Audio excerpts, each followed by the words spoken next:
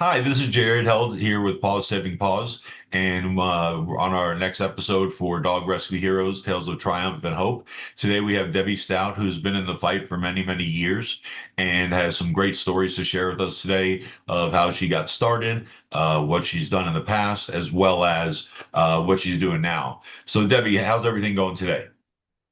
Going great. We've got great weather in the Dallas area today, and so looking forward to spring and summer. So everything's going good. Very good. So, talk to us, give us an introduction about yourself so that way people have the ability to know who Debbie Stout is in the rescue world. Sure. Gosh, my family has owned dogs since I was a little kid. I mean, we we've always had a dog. So in our life. And so, as an adult, and owning, living on your own, we took good care of our dogs, but, getting more involved into rescue after we moved to Dallas. When did we move to the Dallas area? In 1990. Okay. But then it really was it 1990? I'm thinking it was. But I really started working with rescues when I lived in Garland, Texas, and we wanted a dog park. Right. And I happened to meet a couple of other lovely ladies, and we decided to band together and try and lobby the city council to build a dog park. Okay. Of course, city funds are always tough to come by, and they said, "Oh, you have to go raise donations." So, in our time, we created a nonprofit organization called Garland Possibilities, Like it. and and then we would do things to do fundraising for this park, but it was a long drawn out process. So while we were trying to raise funds and awareness for the need for a dog park, we Right. decided, well, like, okay, what are we going to do meanwhile while we're trying to, work on this project? And our city shelter had a really, really bad reputation. It's considered a high kill shelter. Okay. It was built in 1950-ish, and way more dogs and cats coming in than were getting adopted out. Right. And so we approached the shelter of how can we partner with them to help? And it's important to make sure that, that you become an advocate for the shelter and not be there to criticize and cause issues. And that's all we wanted to do is how can we help? So we together with them decided that they could train us to do their adoption paperwork. And what we would do is 1 or 2 Saturdays a month, we would line up our volunteers uh, Okay. with our cars and trucks and vans, and we had, metal, foldable crates. We put all the adoptable dogs and sometimes some cats in there that had been ready for adoption, Right. and would find a busy street corner in Garland, and basically walk them on leash, parading them up and down, begging for people with signs to pull over and look and adopt the dogs. And Wow. that was so successful.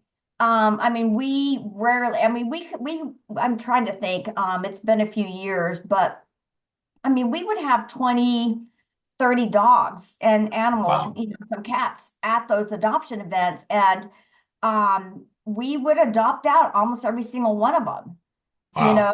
And so, and all kinds of breeds and mixes and ages, and it was fantastic. So, we would do the paperwork, collect the adoption fee, Right. and any dogs that didn't get adopted out, we would take back to the shelter, and hope that they got adopted out. Usually they did. So it just was a good win-win for the community. Obviously for us, Uh, how our hearts felt better knowing that we actually saved these dogs by getting them out and visible. So that was fantastic. And then one day, this is how I started fostering. okay. One day we had this really beautiful orange and white Cocker Spaniel that had cherry eye, which is the lower eyelid kind of pops out and it requires surgery.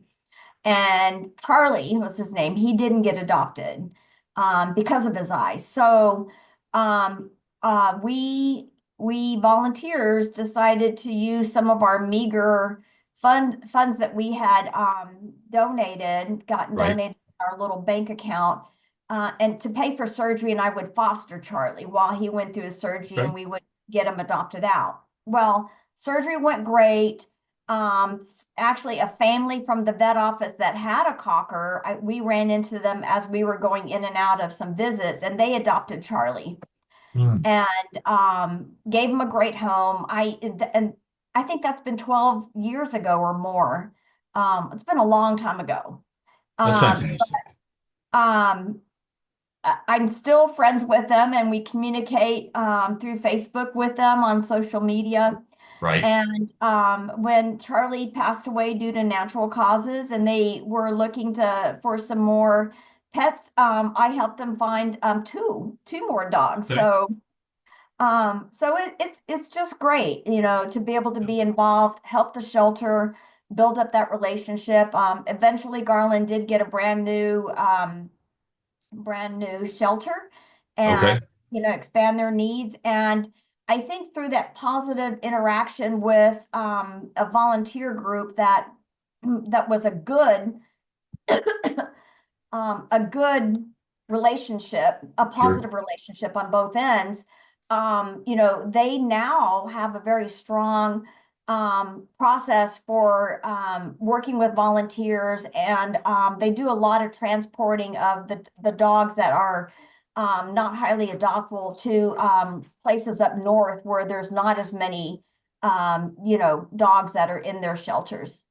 Right. No, I agree with you. And I've heard a lot so far in my interviews and people I spoke with, the different transport volunteer nonprofits that by plane, by car, by however they can get them there. Now, and the answer to this might be the dog that you just were talking about. But additionally, were there any other dogs you would say that were their lives were transformed through the adoption events that you still stay with you today on top of Charlie, you said? Oh gosh. Oh my, there's hundreds. I have no idea, but I remember years later after, and we were doing these street adoptions for Garland for multi years, and I remember several years later, a couple that had adopted previously, we were starting to see return adopters to our Okay, adoption events. that's And amazing. yeah, that feels really great, and they're like, oh, we adopted from you guys, right here, 5 years ago. And so, they're instead of buying dogs, right, or going to a Right. pet store, they now know to go look at the shelters. Yep. You're Yeah, almost a living, moving, breathing billboard for the shelter. exactly. Yeah. Yep. I mean, and just being able to give them better visibility. We had people that would drive by that would pull over because they had a dog that just looked like when we were parading up and down the street, Yep. I or see. Yeah. maybe we had a name on a dog and they're like, oh, my so and so aunt that passed, her name is Sadie, and Yeah. it must be, like, oh yeah, it must be. So Yeah. Without a doubt. I get you on that. That's funny. Well, my second dog, Maximus.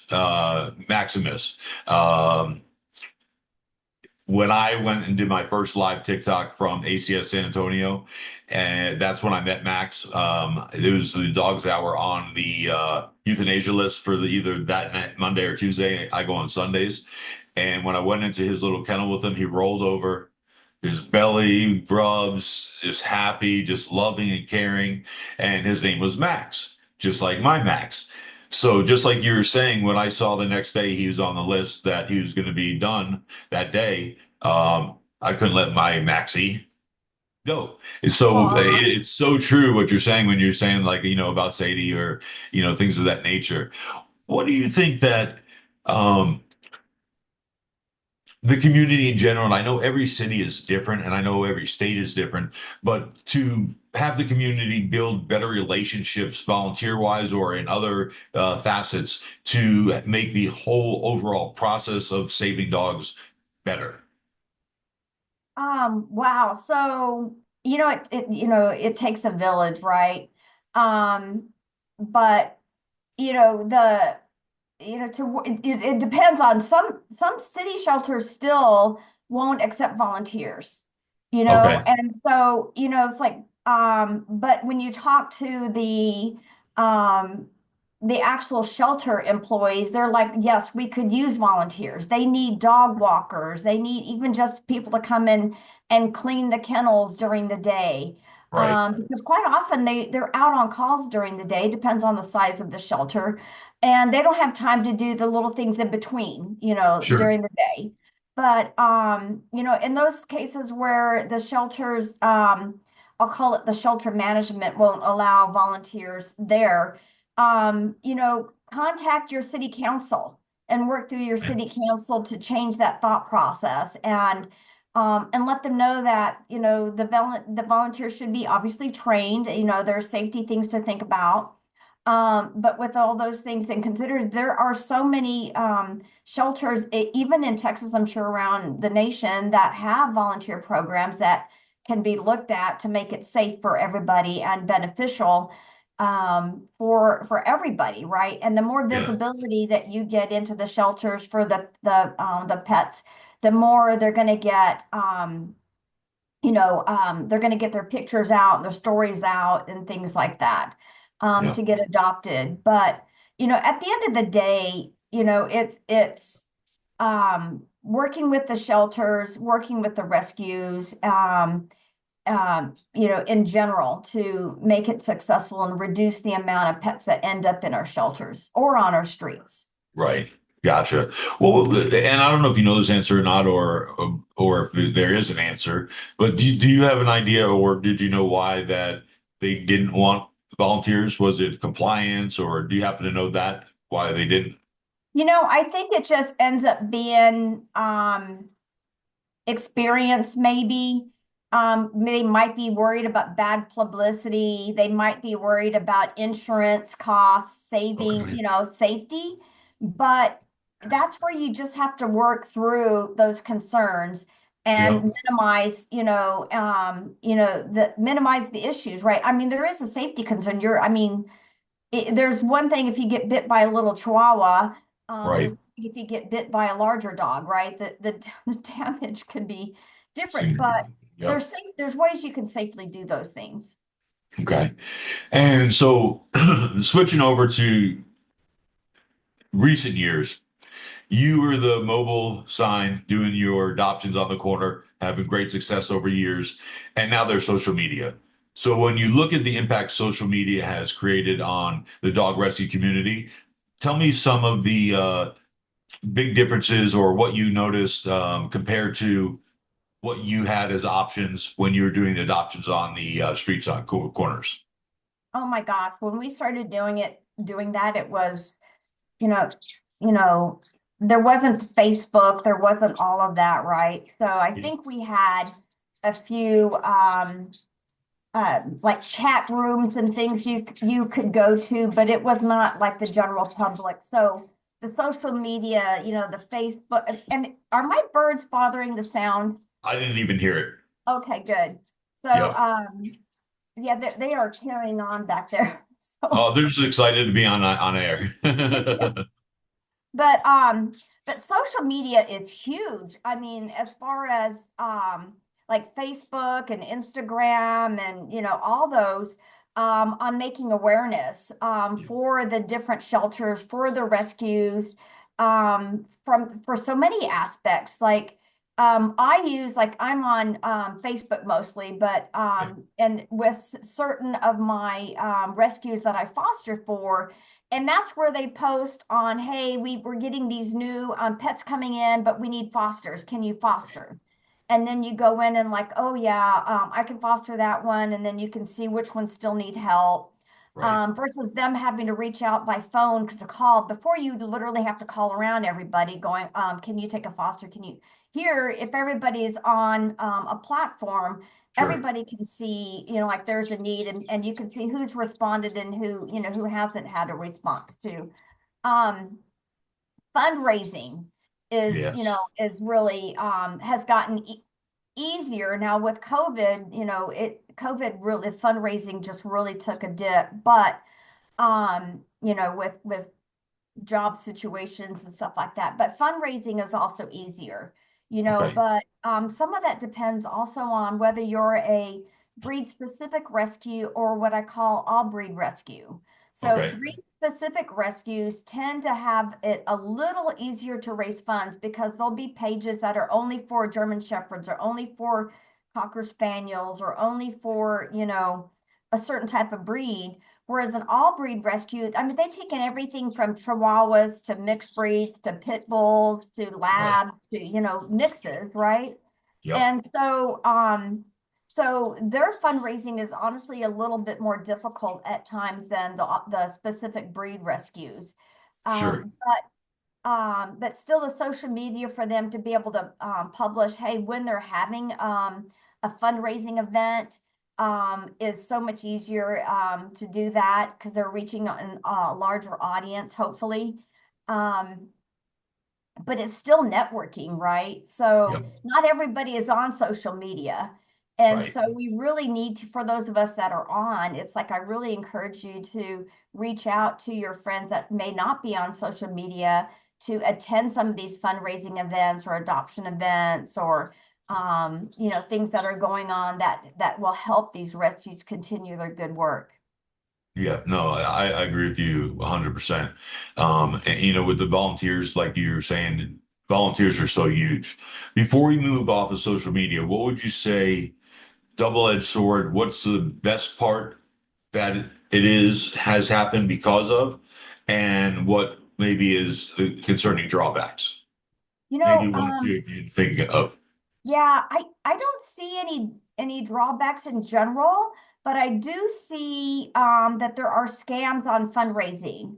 Yes, So, there are people out there that are mimicking the look of a rescue and asking for funds. right, So it's like anytime you donate, it's better to go and donate onto the main organization, rescue, nonprofit. Go find, verify their website and go through their donation links versus clicking a link on a Facebook page or an Instagram page because you don't know where you don't know that that person is really associated with that legitimate rescue. yep, And so, yep, yeah, and that's terrible because people think yep, they're donating to help a specific pet, yep. and it's a scam. Yeah, there was a I get a good amount of requests for donations to a different rescue that are generally normally out of the country.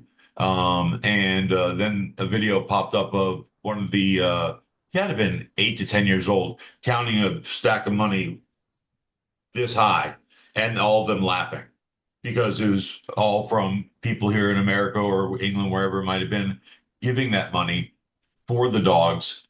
And like you said, it's a total scam. Yeah. Yeah. So, just be aware of it instead of, clicking on links on those social media, go to the actual rescue Facebook, web page, and contact the rescue directly from their legitimate website. Right. Yep. And for me, when I think about the top pieces in regards to social media on the positive, is obviously the reach, like we talked about earlier. And also, I think it's opened up the opportunity for the transport Yes. nonprofits Yeah, where you can adopt out absolutely. of city, out of state. So, you know what I mean? Mhm. It's brought the whole entire world into one spot where if I'm in New Hampshire and I need I want a dog, but there's none to adopt.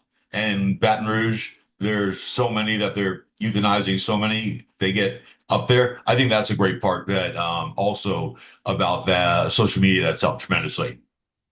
Oh, absolutely. There's so many different ways to volunteer that, just like you mentioned, it's like, and there's administration paperwork, right? There's just helping to follow up and track down medical needs for when fosters come in. Local transports between city to city, like they call them legs, right? So can you do Right. this leg and then you hand off to the next driver?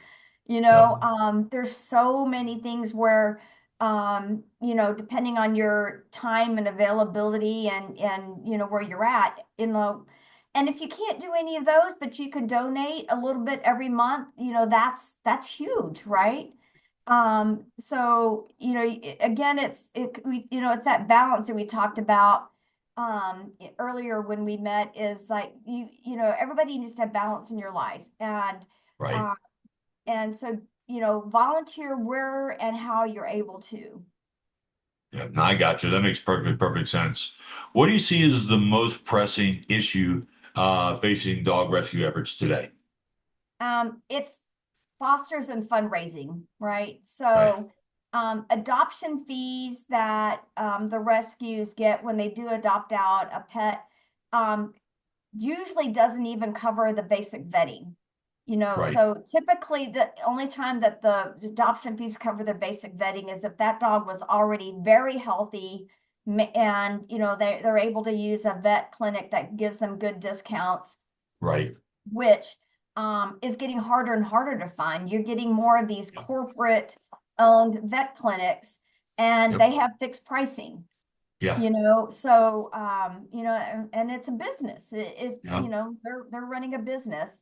And then but the rescues could take in so many more, but so often they have to limit because they don't have fosters. If they don't have fosters, then they have to put them in boarding, and those boarding costs add up, Yeah. hundreds and hundreds of dollars a week if they don't keep that under control. Sure. No, no, I agree with you with that 100%. The, I've heard different stories from people and seen certain things of different rescues pulling dogs and just getting the donations and putting them in boarding.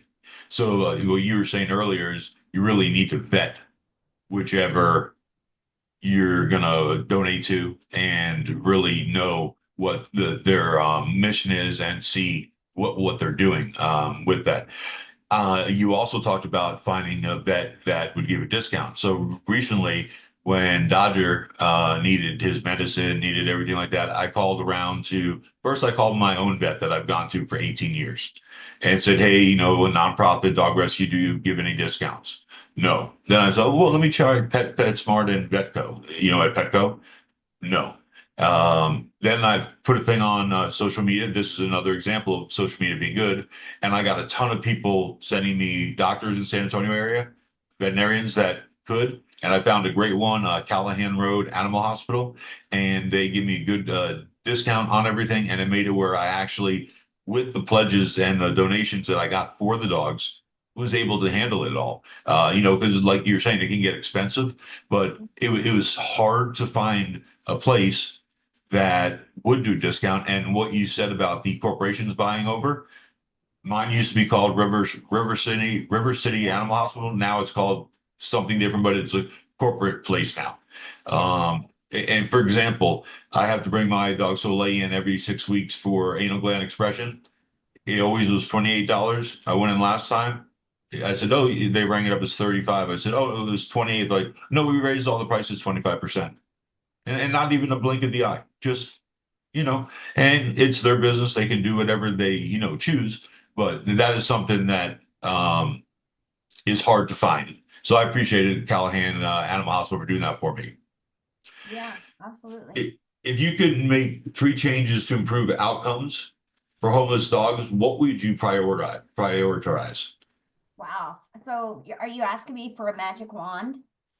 Well, we can ask it a different way. I last week asked Dr. Lucette this a question similar, but if funds were unlimited, what would be the first or second thing you would do Oh, to help, the national crisis we have with the dogs and cats?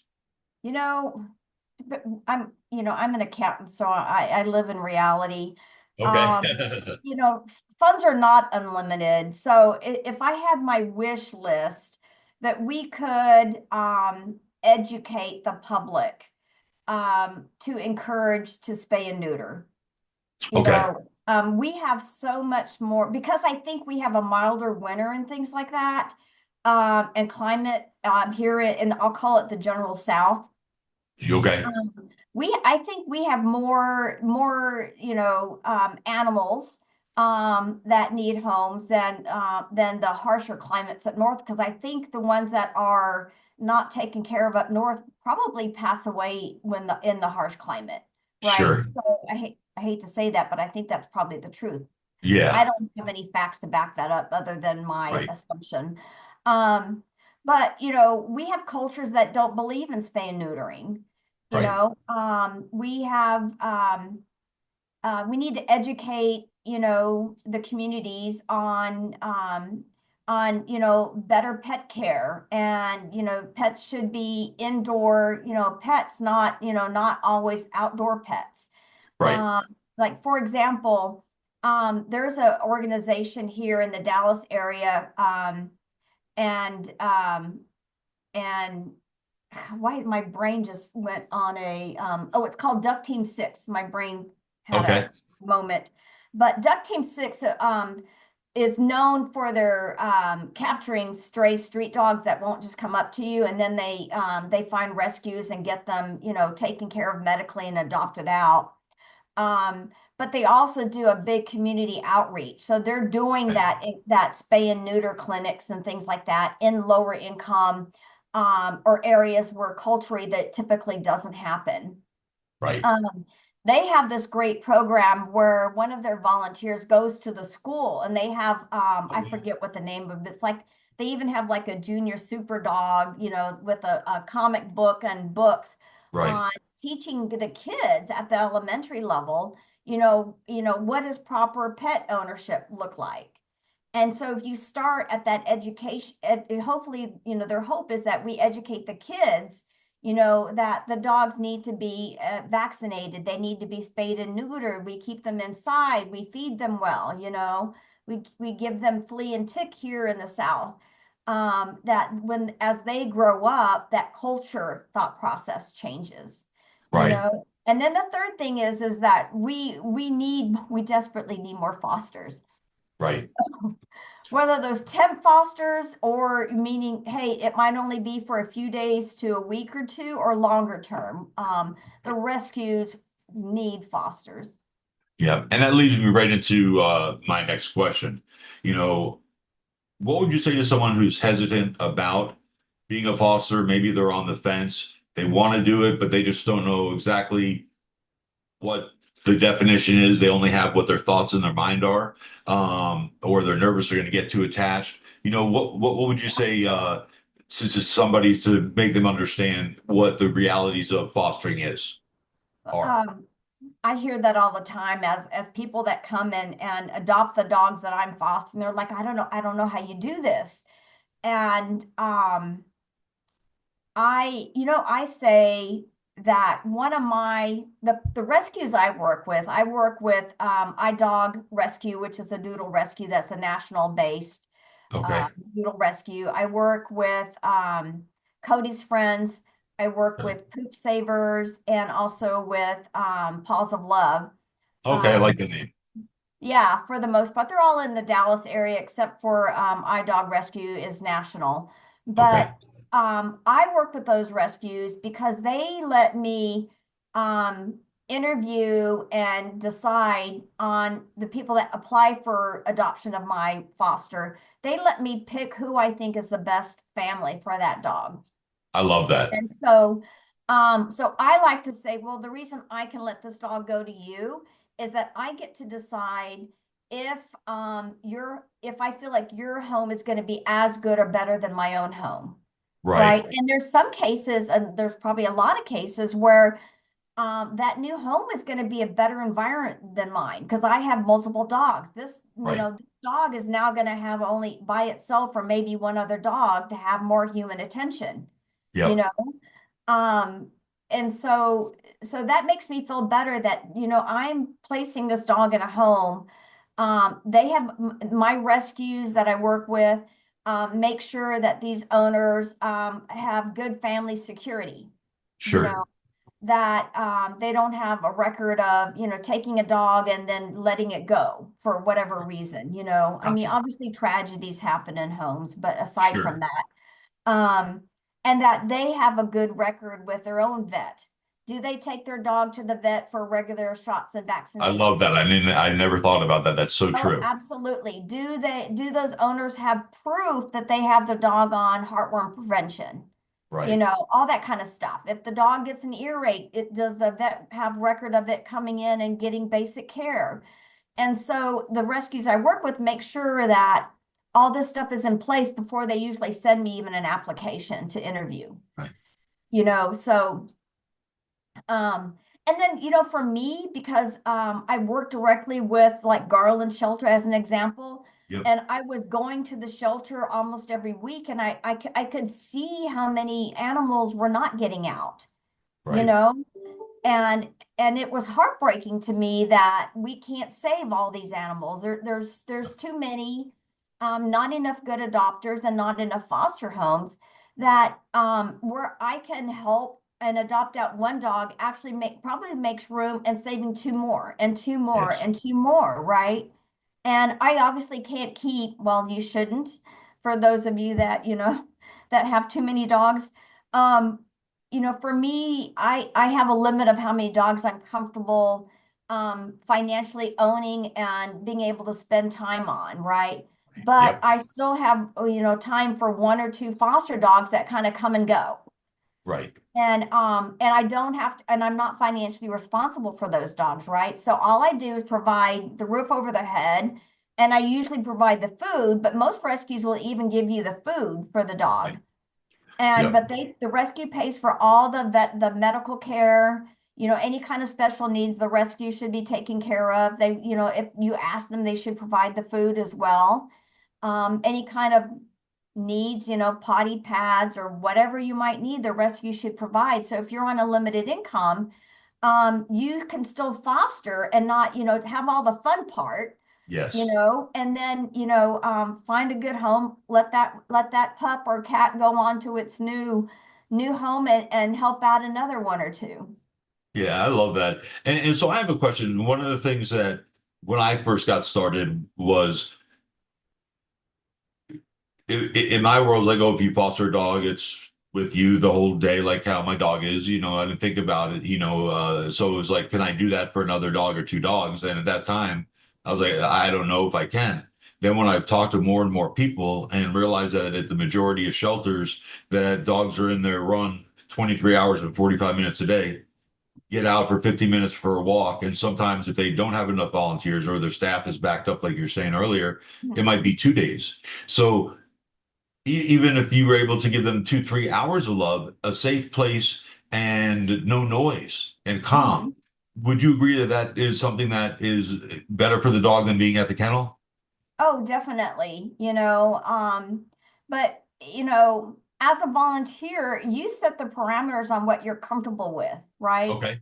So, some people, depending on your experience with pets, right, will say, "Hey, I'm okay with senior dogs," or "I'm only okay with puppies," or "I love puppies, so I want puppies." Right. Some, you can put with your rescue because you're a volunteer, you're not getting paid for this. You can sit there and put your parameters on what you're comfortable with.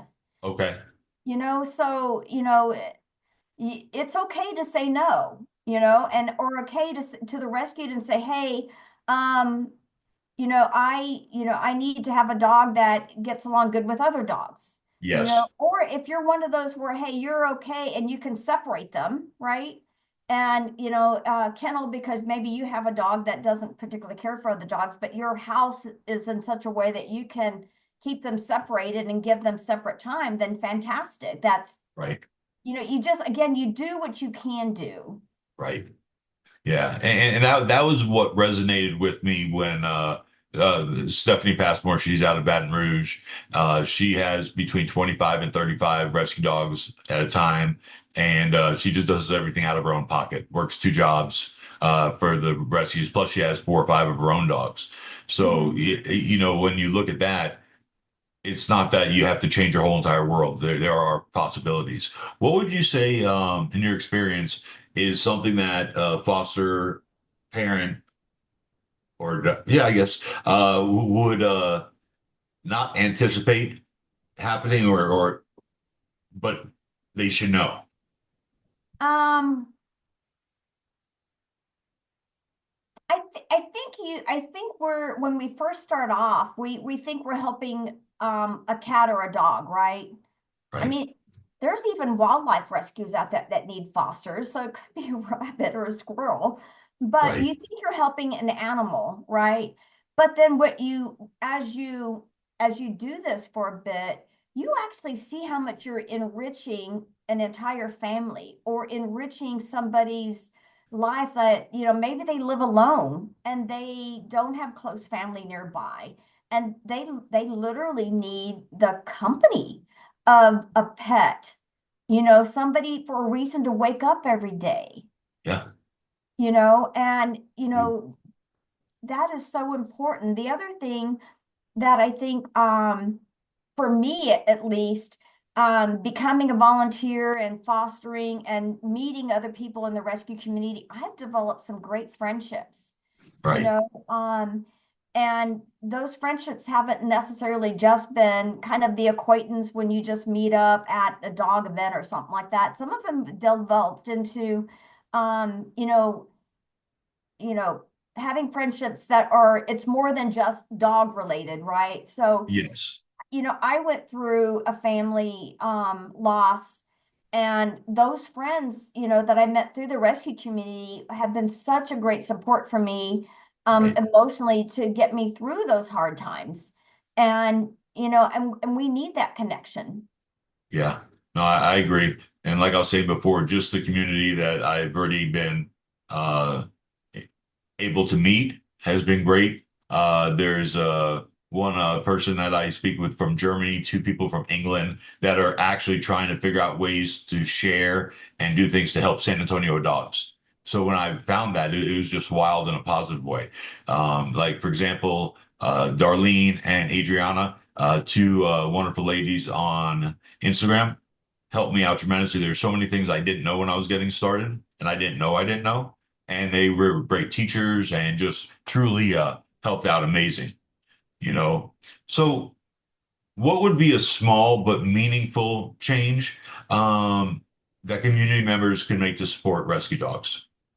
I know we talked about the Um, foster, but is there anything else? Like you said, you had volunteered. Could you talk maybe about what impact the volunteers truly have? Because it's so huge, and I don't know if people understand that even if they're doing 2, 3 hours a week, what a big difference that makes.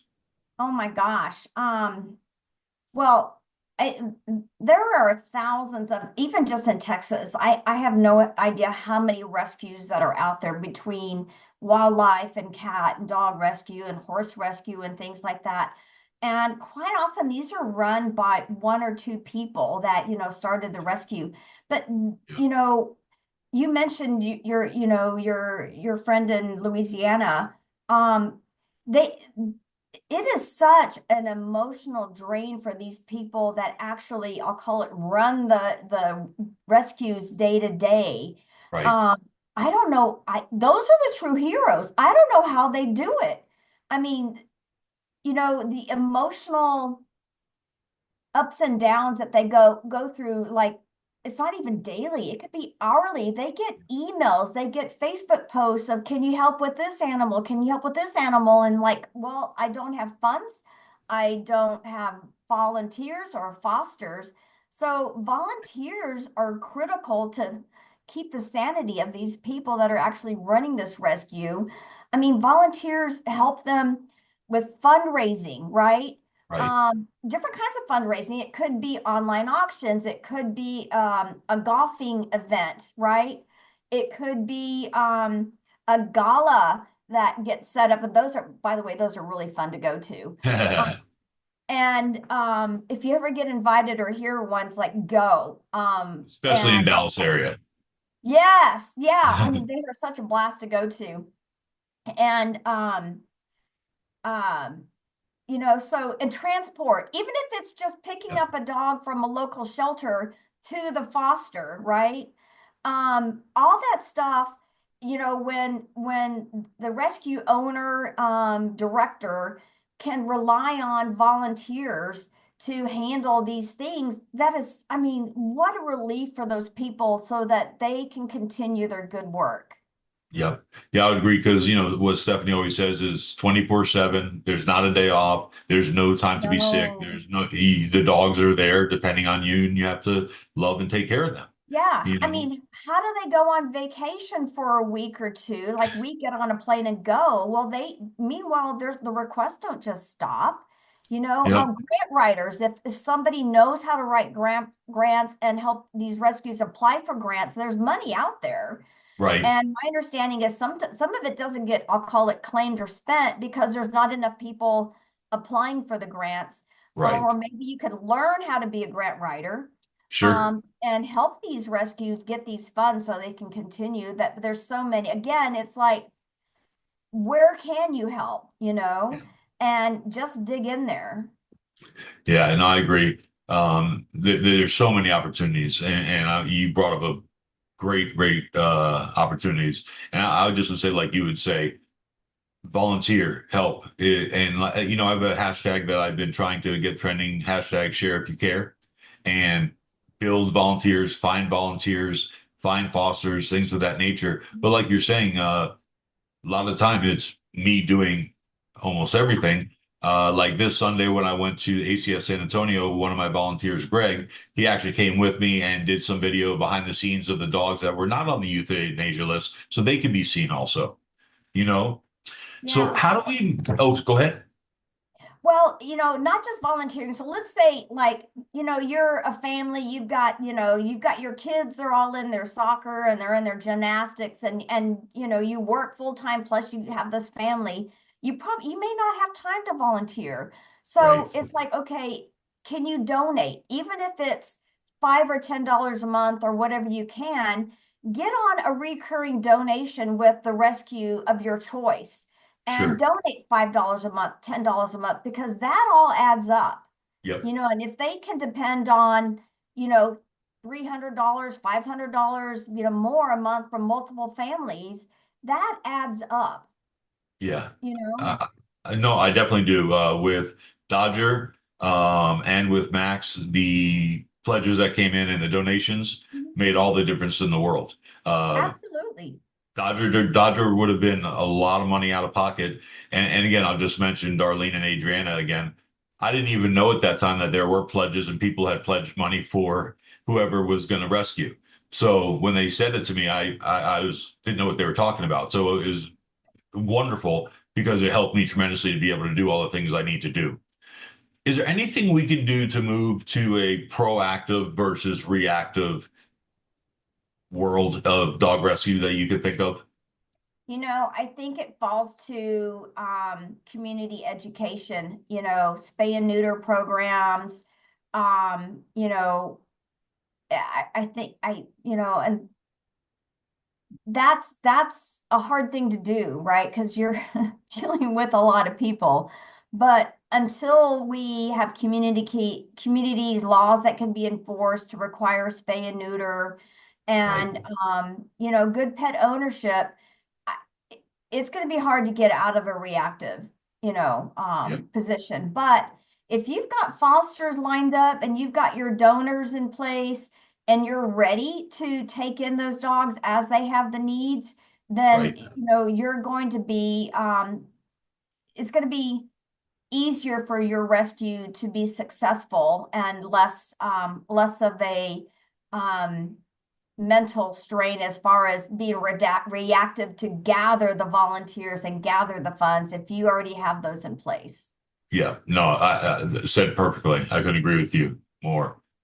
What would you say would be out of everything you've done? We talked about the dog park piece in the beginning, the adoption signs on the road, the volunteer, and the rescue. What one or two things stands out as the highlights of all that time that you've been able to do? Gosh, For me, the street adoptions were probably the most rewarding. Okay. But out of, just kind of over the time being involved in rescue, the one thing that was really surprised about was um, being able to work with some of the shelters that before had bad reputations, and through good partnerships, get them to change that mindset is huge, right? Yeah, without a doubt. And so, right. So, and that's a lot of work to get to that point. The other thing that was really surprising is that there are rescue groups and humane societies and such up north that will take dogs from the south. And like, I didn't know that, you Right. know. I'm actually trying to work and develop some other relationships for helping my local shelter down here do the same. Yeah. And so, I'm actually trying to explore and understand those relationships more myself right now. Yeah. Yeah. And that's one thing I have to learn more about. There's a group on TikTok, Rescue Dog Army, and they're out of Houston. They're in the shelters, I think, almost every day. Yeah. And one of the things they stress is out of state adoptions are possible. You know what I Yeah. mean? And they talk about it. So they have a great content in regards to getting the dogs out there to be seen. Yeah, You know? I'm totally for looking at that.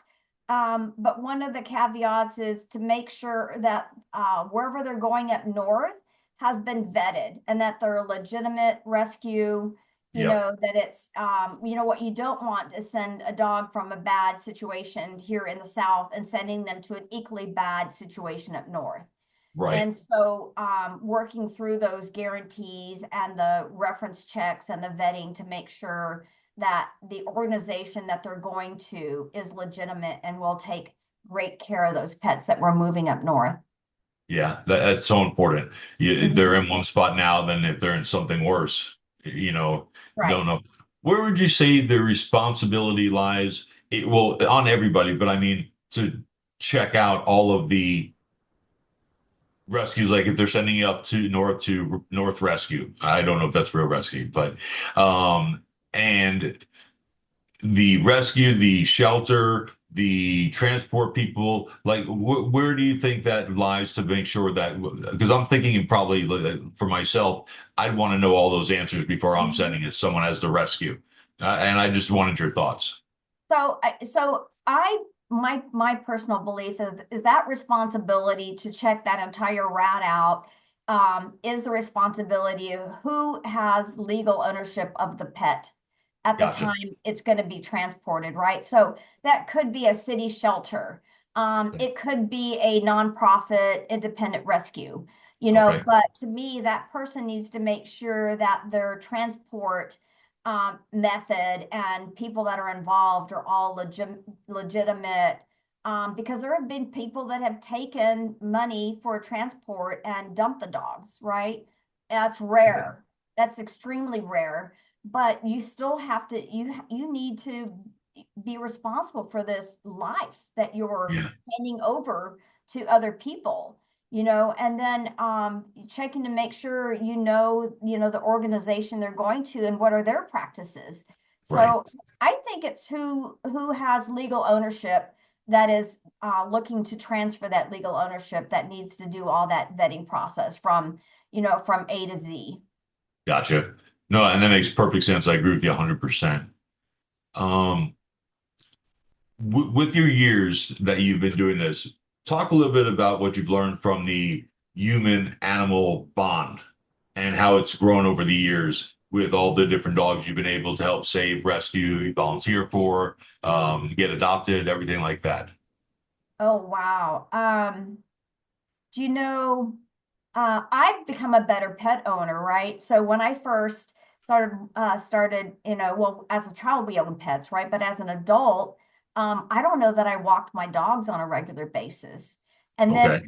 as I become, more of an adult, I'm like, hey, you learn what stimulates the dogs, just like your kids, right? You don't just keep them in your four walls in your backyard. They need Right. stimulus. Well, Right. so do your pets. Um, I've been, I've learned more of like their medical needs, and things like that. I have learned to interview my veterinarians better. Oh, I've wow. learned Yeah. to observe how well they do an exam. Okay.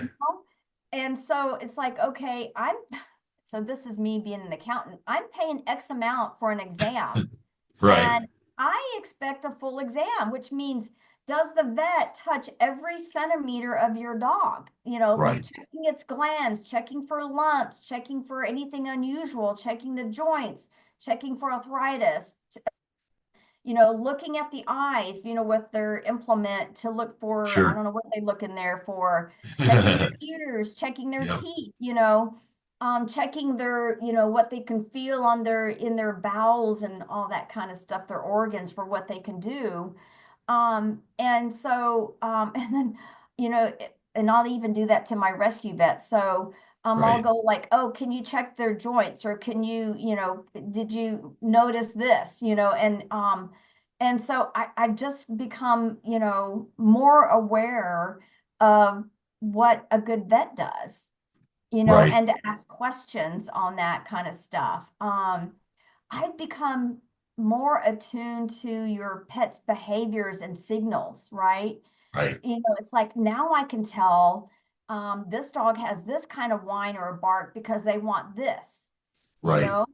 And so it's like they're talking to me Yeah. and I'm starting to understand them. So uh and so you just become a better animal communicator and their needs. So I love um that. yeah. No, I love that.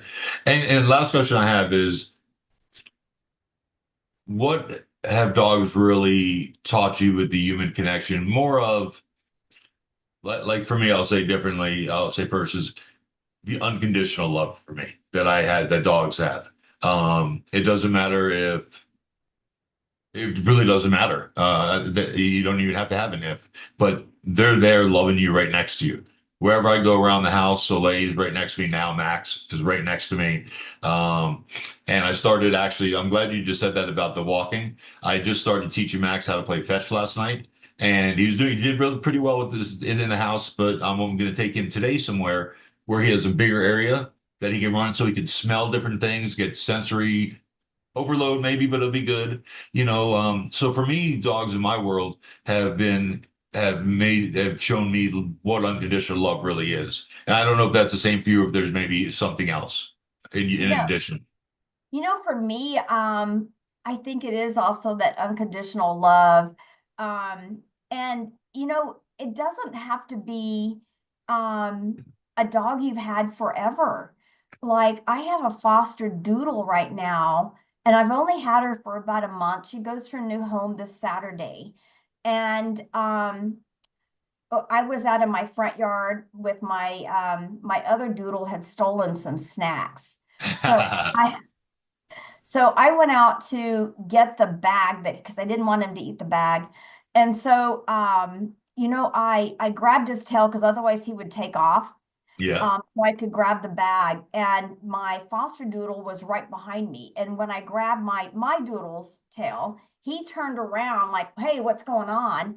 And my foster doodle immediately reacted because he thought my dog was going to bite me. And she Ah, put her body between him and me and stopped him from engaging in me. Now he wouldn't have hurt me. He was just right. surprised because I pulled his tail. Yeah. But I was like, you know what?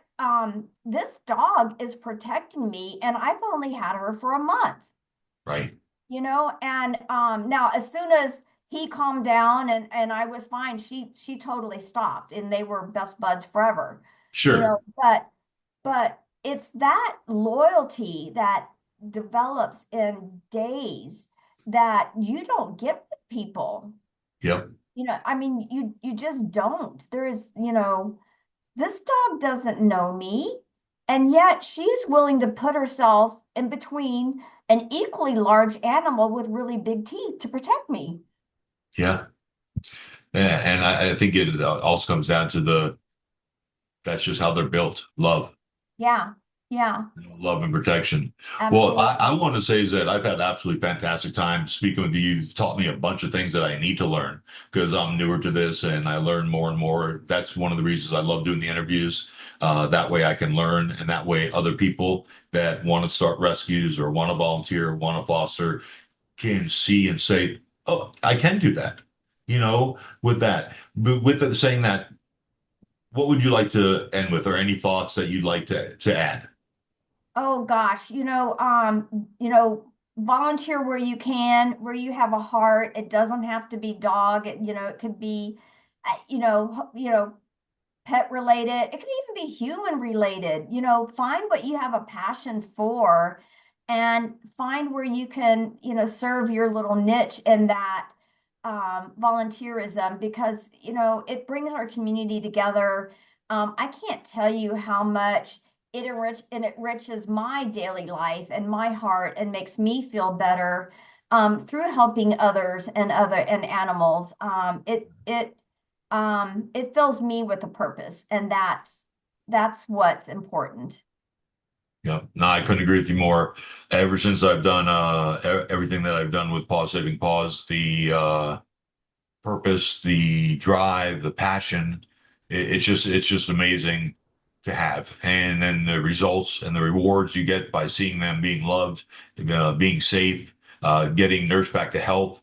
Hmm. It's unbelievable, And for me, I don't have children, so I'm one of those where dogs are like my children. But I'm okay with doing that. I love them very, very much. Well, Debbie, Yeah. thank you again so much for your time today. I Well, truly thank appreciate it. you. Thank you for promoting, all the rescue world and our needs. And you're an awesome chief paw protector. Thank you. I love that name. I really, when I did it, I'm like, I want to be the chief paw protector. So Yeah, thank you. I am that's glad you awesome. enjoyed it. All All right. right, Thank thank you. you.